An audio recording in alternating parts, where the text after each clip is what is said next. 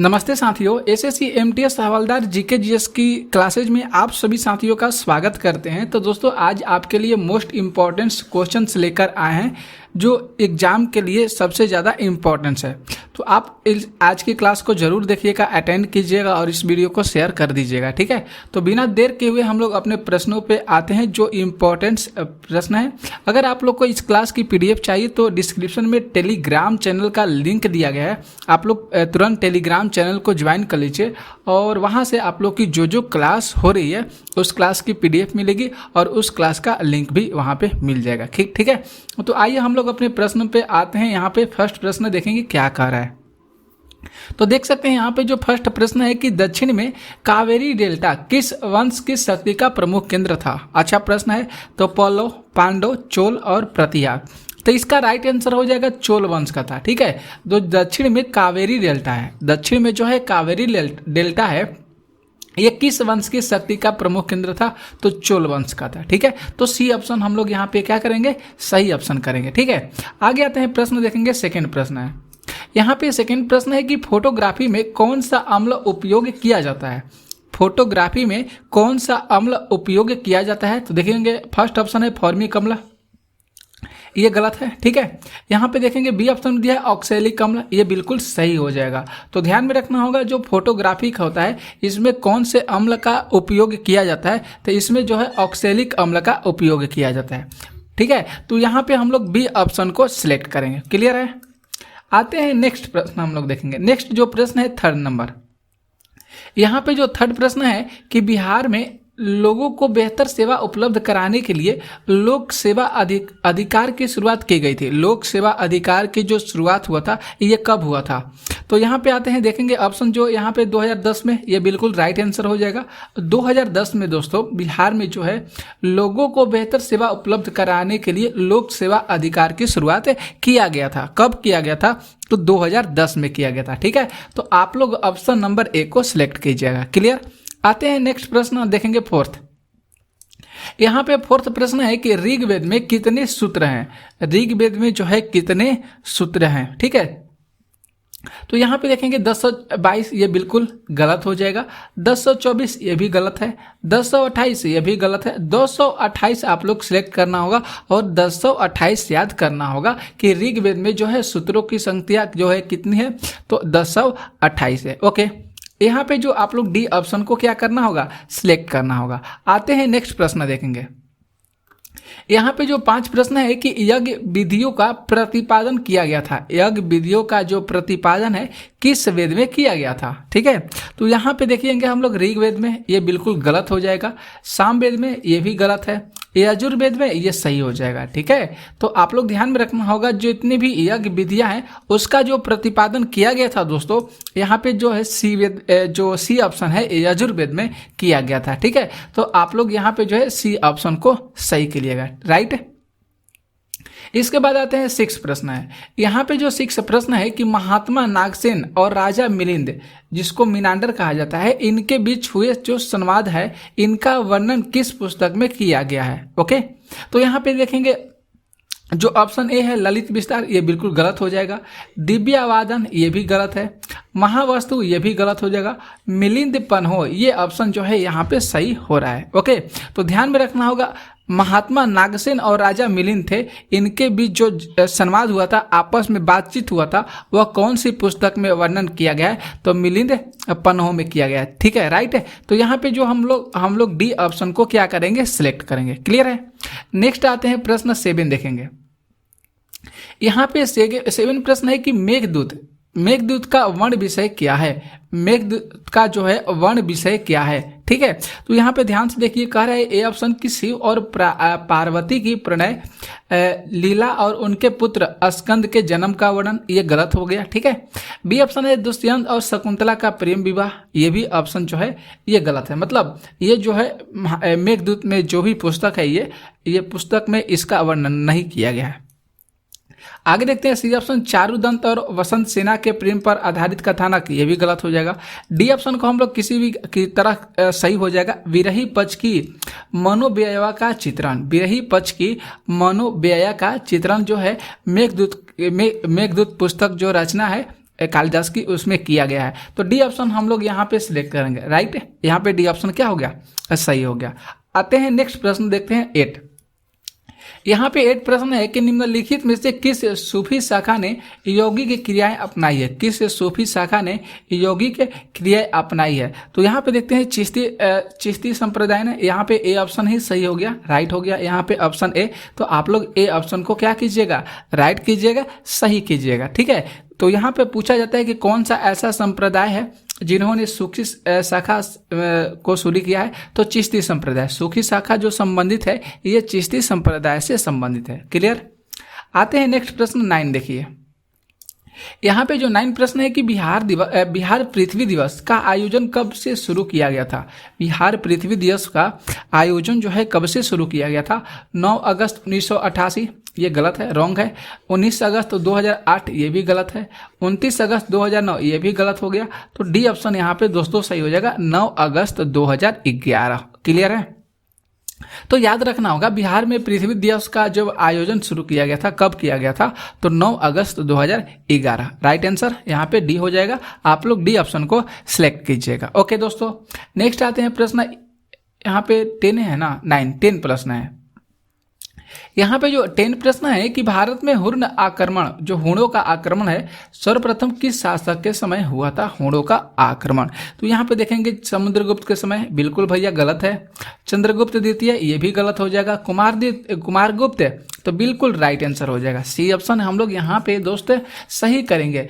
भारत में जो हुणों का आक्रमण हुआ था वह किसके शासनकाल में हुआ था, तो कुमारगुप्त के शासनकाल में हुआ था। तो सी ऑप्शन हम लोग क्या करेंगे, यहाँ पे राइट करेंगे, सही करेंगे। ओके दोस्तों, आगे आते हैं प्रश्न, चलते हैं 11 प्रश्न है कि भारत में डाक टिकट किस गवर्नर जनरल के कार्यकाल में जारी किया गया था। डाक टिकट, ठीक है। लॉर्ड कैनिंग, ये गलत है।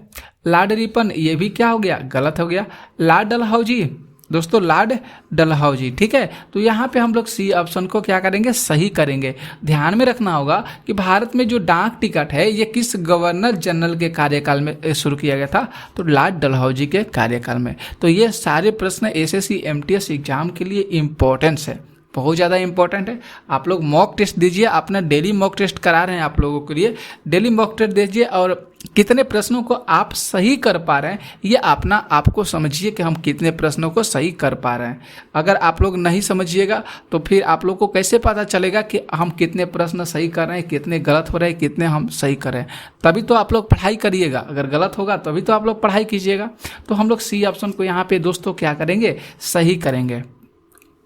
आगे आता है नेक्स्ट प्रश्न है 12 की मुगल बादशाह अकबर ने किस सिख गुरु को 500 बीघा जमीन अत्यधिक कम कीमत पर अनुदान में दे दिया गया था।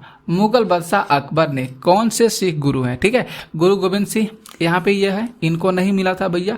12 देखेंगे यहाँ पे जो बी ऑप्शन है गुरु नानक, ये भी जो गलत हो जाएगा, इनको भी नहीं दिया गया था। सी ऑप्शन हम लोग यहाँ पे सिलेक्ट करेंगे, गुरु रामदास को मिला था, ठीक है। जो मुगल बादशाह था, मुगल बादशाह कौन था, अकबर था। अकबर जो था ये 500 बीघा जमीन जो है अत्यधिक कम कीमत पर, मतलब सबसे कम सस्ते में, ये जो है अकबर जो है ये गुरु रामदास को क्या कर दिया था, अनुदान में दे दिया था। सबसे बेस्ट प्रश्न है और सी ऑप्शन हम लोग क्या करेंगे, यहाँ पे साथियों सही करेंगे। ओके, क्लियर है। नेक्स्ट आते हैं प्रश्न, हम लोग देखेंगे 13 प्रश्न है। यहाँ पे देखिए 13 प्रश्न है कि सुमेलित करना है, सूचीबद्ध दिया गया है। नादिर शाह द्वारा दिल्ली में कत्लेआम कब हुआ था। बाबर और इब्राहिम लोदी के बीच पानीपत की लड़ाई कब हुई थी। हेमू और अकबर के बीच पानीपत की दूसरी लड़ाई कब हुआ था। अहमद शाह अब्दाली और मराठों के बीच पानीपत की तीसरी लड़ाई कब हुआ था। ये हम लोग को मिलान करना है दोस्तों।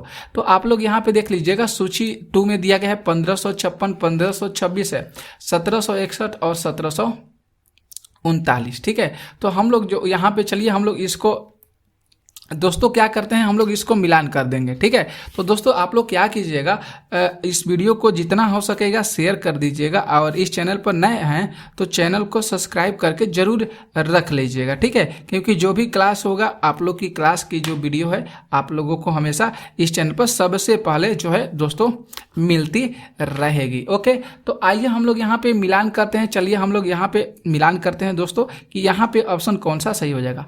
नादिर शाह द्वारा दिल्ली में जो कत्लेआम किया गया था ये 1739 में किया गया था। इसको ध्यान में रखिएगा और याद भी कीजिएगा। बाबर और इब्राहिम लोदी के बीच जो पानीपत की लड़ाई हुआ था ये 1526 में हुआ था। कब हुआ था?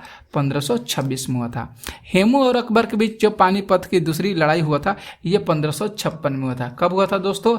1556 में हुआ था। ठीक है। अहमद शाह अब्दाली और मराठों के बीच की जो पानीपत की तीसरी लड़ाई हुआ था ये कब हुआ था? 1761 में हुआ था। कब हुआ था दोस्तों? 1761 में हुआ था। तो हम आप लोग को बता दिए। अगर हम लोग यहाँ पे बात करेंगे ऑप्शन को, तो ऑप्शन नंबर हम लोग बी ऑप्शन को क्या करेंगे? सिलेक्ट करेंगे दोस्तों। यहाँ पे बी ऑप्शन सही हो जाएगा। ओके, नेक्स्ट आते हैं प्रश्न 14। देखिए 14 प्रश्न है 14 प्रश्न है कि केंद्र में द्वैध शासन की स्थापना किस अधिनियम द्वारा लागू की गई थी? किस अधिनियम द्वारा लागू किया गया था द्वैध शासन की स्थापना केंद्र में? तो यहाँ पे अगर दोस्तों बात करेंगे भारत सरकार अधिनियम 1919 द्वारा, बिल्कुल गलत हो जाएगा। भारत सरकार अधिनियम 1935 के द्वारा। हम लोग यहाँ पे राइट आंसर जो है ऑप्शन नंबर बी को सिलेक्ट करेंगे दोस्तों। केंद्र में द्वैध शासन की जो स्थापना किया गया था ये अधिनियम है भारत सरकार अधिनियम 1935। ध्यान में रखना होगा, भारत सरकार अधिनियम 1935। तो बी ऑप्शन यहाँ पे क्या होगा? सही करना होगा। ठीक है, आते हैं प्रश्न 15। देखिए ये भी बहुत मस्त प्रश्न है। तीन कठिया व्यवस्था क्या थी? तीन कठिया व्यवस्था जो है ये क्या थे? बहुत मोस्ट इंपॉर्टेंट सा प्रश्न है। तो इस व्यवस्था के अंतर्गत किसानों को अपनी भूमि के 3/20 भाग पर नील की खेती करनी थी। ये जो कि गलत कह रहा है। बी ऑप्शन कह रहा है कि नीलहों को 1/3 भाग पर खेती करने का अधिकार जो है करना अनिवार्य बनाया गया। ये ऑप्शन जो है साथियों यहाँ पे सही हो जाएगा। 13 का बी ऑप्शन जो है आप लोग सेलेक्ट कर लीजिएगा। ठीक है, तो यही था तीन कठिया व्यवस्था। माफ कीजिएगा दोस्तों, यहाँ पे हमको देखिए यहाँ पे हम गलत कर दिए हैं। ओके, हमने यहाँ पे गलत कर दिए क्योंकि नीलहों को 1/3 भाग खेती करना का अनिवार्य बनाया गया था। नहीं, 1/3 भाग नहीं, 3/20 भाग होना चाहिए था दोस्तों। क्या होना चाहिए?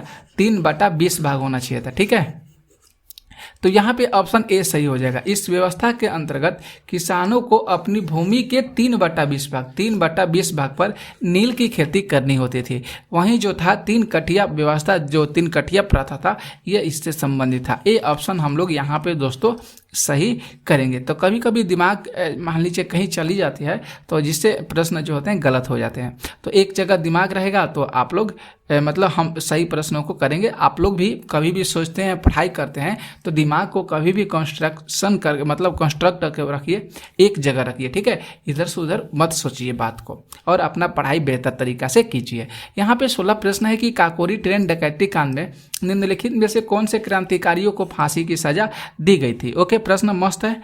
राम प्रसाद, अशफाक उल्लाह, राजेंद्र लाहाडी और बटुकेश्वर दत्त। ठीक है, तो आप लोग ऑप्शन को ध्यान में देखिएगा, कौन किसको ऑप्शन देख लीजिएगा। 4 ऑप्शन यहाँ पे दिए गए हैं। तो यहाँ पे आइए हम लोग इसको यहाँ पे सही ऑप्शन को सिलेक्ट करते हैं कि जब काकोरी ट्रेन डकैती कांड हुआ था इसमें राम प्रसाद जी को और अशफाक उल्लाह को, ये जो क्रांतिकारी नेता थे, इनको फांसी की सजा दिया गया था। तो हम लोग यहाँ पे जो पहला और दूसरा जो दिया गया है यहाँ पे हम लोग सिलेक्ट करेंगे। तो यहाँ पे दोस्त यहाँ पे ये ऑप्शन जो ए हो रहा है ये सही हो रहा है। क्लियर है? नेक्स्ट आते हैं प्रश्न हम लोग 17 प्रश्न है। यहाँ पे 17 प्रश्न है कि मास्टर दा उपनाम से किसे जाना जाता है? मास्टर दा उपनाम से किसे जाना जाता है? तो डिरोजियो को, सूर्य सेन को, बिल्कुल यहाँ पे सही हो जाएगा। सूर्य सेन यहाँ पे सही हो जाएंगे। बी ऑप्शन जो है दोस्त यहाँ पे सही हो जाएगा। मास्टर दा उपनाम जो है सूर्य सेन को जाना जाता है। ठीक है, आते हैं नेक्स्ट प्रश्न देखते हैं 18। यहाँ पे देखिए 18 प्रश्न है, 18 प्रश्न है कि महात्मा गांधी ने 12 मार्च 1930 में दांडी यात्रा शुरू किया। तो 385 किलोमीटर की यात्रा कितने दिनों में ये पूरा किए थे? 385 किलोमीटर की यात्रा कितने दिनों में पूरा किए थे? तो 25 दिन में। गलत है, 24 दिन में। ये ऑप्शन यहाँ पे सही हो जाएगा। कितने दिन में पूरा किए थे? 25 दिन में किए थे। ठीक, माफ कीजिएगा 24 दिन में किए थे। ठीक है दोस्तों, तो दांडी यात्रा ध्यान में रखना होगा, 1930 में शुरू किए थे महात्मा गांधी जी। दांडी यात्रा किससे संबंधित है? तो महात्मा गांधी जी से संबंधित है। 12 मार्च 1930 को शुरू किया गया था। ठीक है, आते हैं नेक्स्ट प्रश्न हम लोग देखते हैं जो 19 प्रश्न है। यहाँ पे 19 प्रश्न है कि गांधी जी ने 7 नवंबर 1933 में अपनी हरिजन यात्रा कहाँ से प्रारंभ की थी? मतलब हरिजन यात्रा जो है महात्मा गांधी जी के द्वारा 7 नवंबर 1933 में प्रारंभ किया गया था। ठीक है, अब ये कहाँ से प्रारंभ किया गया था भैया? तो वारिया से शुरू किया गया था। कहाँ से? वारिया से। ठीक है, ध्यान में रखिएगा, ये ऑप्शन को आप लोग सिलेक्ट करके रखिएगा। आगे आते हैं 20 प्रश्न। देखिए यहाँ पे 20 प्रश्न है कि संविधान का कौन सा संशोधन पंचायती राज व्यवस्था को सुदृढ़ करने के लिए किया जाता है? पंचायती राज व्यवस्था को, तो यहाँ पे देखेंगे 73वां जो संविधान संशोधन है ये पंचायती राज व्यवस्था को सुदृढ़ करने के लिए किया जाता है। तो 73वां संविधान संशोधन आप लोग ध्यान में रखिएगा। ऑप्शन ए हम लोग यहाँ पे दोस्तों सही करेंगे। आते हैं 21 प्रश्न है। 21 प्रश्न है कि भारत के उपराष्ट्रपति का चुनाव किस तरह होता है? भारत के उपराष्ट्रपति का चुनाव किस तरह होता है?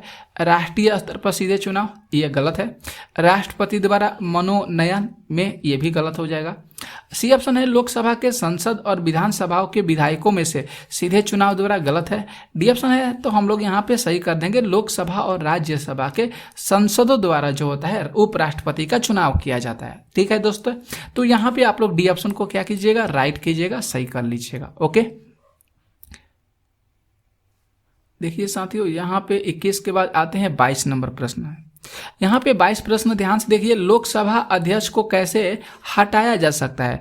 लोकसभा अध्यक्ष को कैसे हटाया जा सकता है? तो लोकसभा की उपस्थिति सदस्यों के 2/3 बहुमत द्वारा, ये गलत है।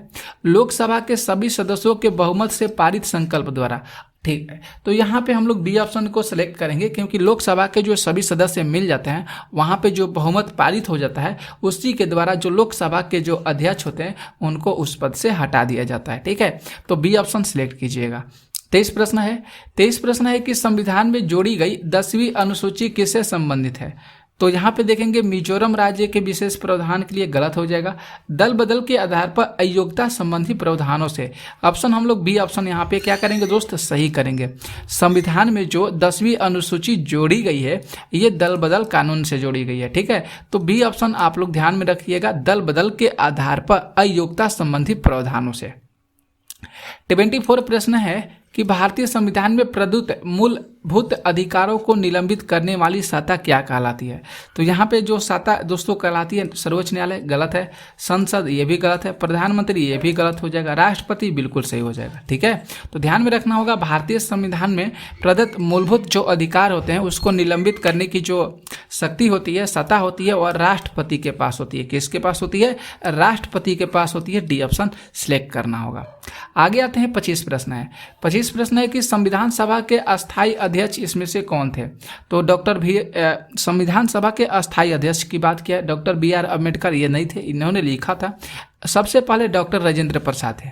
सबसे पहले जो थे डॉक्टर राजेंद्र प्रसाद थे। तो बी ऑप्शन आप लोग सही कर लीजिएगा। ओके दोस्तों, 26 प्रश्न है, देखिए किसकी अनुमति के बिना राज्य की विधानसभा में कोई धन विधेयक पेश नहीं किया जा सकता? बहुत मोस्ट इंपॉर्टेंट प्रश्न है, स्टार्ट कर दे रहे हैं कि किसी की अनुमति, जब अनुमति मिलेगा तभी ये धन विधेयक पेश होगा, नहीं मिलेगा तो नहीं होगा, सीधा सी बात है। तो यहाँ पे देखेंगे ऑप्शन ए राज्यपाल के द्वारा। किसके द्वारा साथियों? राज्यपाल की वहाँ पे उपस्थिति होना चाहिए। राज्यपाल कह दिया तो धन विधेयक पेश हो जाएगा विधानसभा में। ठीक है दोस्तों, तो यहाँ पे ए ऑप्शन हम लोग सिलेक्ट करेंगे। आते हैं 27 प्रश्न। 27 प्रश्न है साथियों कि भारतीय संविधान का निम्नलिखित में से कौन सा अनुच्छेद प्रेस की स्वतंत्रता से संबंधित है? प्रेस की स्वतंत्रता से संबंधित आर्टिकल कितना हो जाएगा? 19 हो जाएगा। आर्टिकल जो 19 है ये प्रेस की स्वतंत्रता से संबंधित है। ऑप्शन ए हम लोग यहाँ पे सिलेक्ट करेंगे। 28 प्रश्न है राष्ट्रपति का अभिभाषण कौन तैयार करता है? राष्ट्रपति का अभिभाषण जो है, जो राष्ट्रपति भाषण देते हैं उनका अभिभाषण किसके द्वारा तैयार किया जाता है? बहुत अच्छा प्रश्न है। तो स्वयं राष्ट्रपति करते हैं, बिल्कुल गलत है। लोकसभा अध्यक्ष, ये भी नहीं होगा। राज्यसभा के सभापति, नहीं होगा। तो डी ऑप्शन तो किसी भी कीमत पर सही हो जाएगा। केंद्रीय मंत्रिमंडल के जो सदस्य होते हैं वे करते हैं राष्ट्रपति के अभिभाषण का तैयार लेखा जोखा। ठीक है, तो डी ऑप्शन हम यहाँ पे सही करेंगे। नेक्स्ट आते हैं प्रश्न 29 प्रश्न है। 29 प्रश्न है कि सन 1911 ईस्वी में पटना, जिसको वकीपुर में कांग्रेस का 27वां अधिवेशन हुआ था, इसके अध्यक्ष उस समय कौन थे? 1911 की बात कर रहा है। तो रघुनाथ सिंह माधुलकर, ये ध्यान में रखना होगा। जब 1911 ईस्वी में पटना में कांग्रेस का 27वां अधिवेशन हुआ था, उस समय रघुनाथ सिंह माधुलकर थे। कौन थे? रघुनाथ सिंह माधुलकर। ऑप्शन ए सही कर लीजिएगा। क्लियर है? नेक्स्ट देखते हैं 30 प्रश्न है। 30 प्रश्न है कि भूगर्भ शास्त्रीय दृष्टिकोण से भारतीय भूखंड का कौन सा भाग सबसे पुराना है? तो यहाँ पे बहुत मस्त प्रश्न है ये भी। तो देखेंगे हिमालय गलत हो जाएगा, गंगा का मैदान भी गलत है, दक्षिण का पठार आप लोग को सही करना पड़ेगा। जो भूगर्भ की बात किया है, जो शास्त्रीय दृष्टिकोण से भारत भूखंड का कौन सा सबसे पुराना है, तो दक्षिण का पठार हो जाएगा। सी ऑप्शन सेलेक्ट करना होगा। ओके दोस्तों, 31 प्रश्न देखिए कि निम्नलिखित में से कौन सा ग्रह भोर का तारा कहा जाता है? कौन से ग्रह को भोर का तारा कहा जाता है? मंगल, युध, यहाँ पे बुध होना चाहिए, ठीक है, बुध। यहाँ पे बृहस्पति भी गलत है, शुक्र हो जाएगा ना। शुक्र ग्रह को जो है सौंदर्य की देवी भी कहा जाता है, इसको भोर का तारा भी कहा जाता है। ओके दोस्तों, 32 देखिए प्रश्न। यहाँ पे 32 से प्रश्न है कि निम्नलिखित में से किस ग्रह का आकार घनत्व पृथ्वी के आकार के घनत्व के जैसा है? अच्छा प्रश्न है, मोस्ट इंपॉर्टेंट प्रश्न है, तो मंगल का हो जाएगा, मार्स ग्रह, ठीक है। ग्रह कौन सा ग्रह है? तो मंगल जो ग्रह है, इसका आकार और घनत्व पृथ्वी के आकार के घनत्व के जैसा होता है। हम लोग यहाँ पे दोस्तों ए ऑप्शन सिलेक्ट करेंगे। वीडियो को शेयर कर दीजिएगा, अच्छा लगा होगा तो चैनल को सब्सक्राइब कर लीजिएगा और लाइक कर दीजिएगा वीडियो को। ओके दोस्तों, और अपना मॉक टेस्ट जरूर दीजिएगा, बताइएगा कितने प्रश्न आपसे आपके मुताबिक सही हो रहा है, ठीक है। 33 प्रश्न है कि प्रधान मध्याह्न रेखा जो है, जिसको प्राइम मेरिडियन टाइम कहा जाता है, ये किस से होकर गुजरती है? ये ठीक है, तो देख लेंगे। सिडनी से गलत है, पर्या से गलत है, ग्रीनविच से गुजरती है। सी ऑप्शन हम लोग यहाँ पे सही करेंगे। जो प्रधान मध्याह्न रेखा होता है, ये ग्रीनविच से होकर गुजरती है। 34 प्रश्न है, 34 प्रश्न है देखिए कि पठारी प्रदेशों में निम्नलिखित में से कौन से खनिज पदार्थ का अभाव है? वहाँ पे जो पठारी प्रदेश है, वहाँ पे खनिज तेल का अभाव है। किसका अभाव है ये देखना है, तो खनिज तेल हो जाएगा दोस्तों। यहाँ पे ऑप्शन ए को हम क्या करेंगे? सिलेक्ट करेंगे, खनिज तेल का अभाव है। ओके, आते हैं 35 प्रश्न देखिए। यहाँ पे 35 प्रश्न है कि एलर्जी के कारण कौन सी बीमारी होती है? एलर्जी जब होती है, यहाँ पे देखेंगे ऑप्शन में कौन सी बीमारी उत्पन्न होती है? मधुमेह, हैजा, दाद और दमा। तो हम लोग डी ऑप्शन को दोस्तों सिलेक्ट करेंगे, दमा होता है, ठीक है। एलर्जी के कारण जो होती है, कौन सी बीमारी होती है? दमा होता है। डी ऑप्शन आप लोग सही कर लीजिएगा। आगे आते हैं 36 प्रश्न है। 36 प्रश्न है कि ट्यूमर का पता लगाने में इस्तेमाल किए जाने वाला रेडियो आइसोटोप कौन सा है? ट्यूमर का पता लगाने के लिए तो आर्सेनिक 74, इसे ध्यान में रखना होगा। ऑप्शन ए पहले ही सही हो गया, आर्सेनिक 74 आप लोग को ध्यान में रखना होगा। ट्यूमर का पता लगाने के लिए दोस्तों रेडियो आइसोटोप जो हो जाएगा आर्सेनिक 74 का इस्तेमाल किया जाता है, ठीक है। ए ऑप्शन यहाँ पे क्या है दोस्तों? सही हो जाएगा। आगे आते हैं 37 प्रश्न। 37 प्रश्न है कि दृष्टि दोष मायोपिया वाला व्यक्ति देख सकता है। दृष्टि दोष मायोपिया वाला व्यक्ति देख सकता है आसपास की वस्तुओं को स्पष्ट रूप से, आसपास की वस्तुओं को स्पष्ट रूप से, ठीक है। तो यहाँ पे ऑप्शन ए को हम लोग क्या करना होगा? सही करना होगा। नेक्स्ट आते हैं प्रश्न, हम लोग देखते हैं यहाँ पे दोस्तों 38 प्रश्न है। 38 प्रश्न करे कि व्यक्ति दूरदर्शी सम्मुख कठिनाइयों से पीड़ित हो सकता है। जो व्यक्ति दूरदर्शिता है, मतलब दूर की वस्तु उसको दिखाई देती है, सम्मुख कठिनाइयों से पीड़ित हो सकता है, मतलब सम्मुख नज़दीक की बात किया है। तो यहाँ पे देख लीजिएगा, यहाँ पे कह रहा है कि दूरस्थ वस्तुओं को स्पष्ट रूप से देखने में नहीं, निकटस्थ वस्तुओं को स्पष्ट रूप से देखने में, ये बिल्कुल सही कर रहा है। क्योंकि दूरदर्शी में कह रहा है कि दूर की वस्तु नहीं दिखाई देता है, लेकिन उसको सम्मुख की वस्तु दिखाई देता है, मतलब निकट की वस्तु उसको दिखाई देता है। तो किससे पीड़ित हो जाएगा? निकटस्थ वस्तु को देखने से, निकट दृष्टि दोष से, ठीक है। तो यहाँ पे बी ऑप्शन सही हो जाएगा। आगे आते हैं प्रश्न 39 है साथियों, देख लीजिए। प्रश्न 39 है कि पानी का पीएच मान होता है, पानी का जो होता है पीएच मान कितना होता है? इंपॉर्टेंस है, तो देख लीजिएगा। लगभग सुनिए, गलत है, 7/7 होता है ना।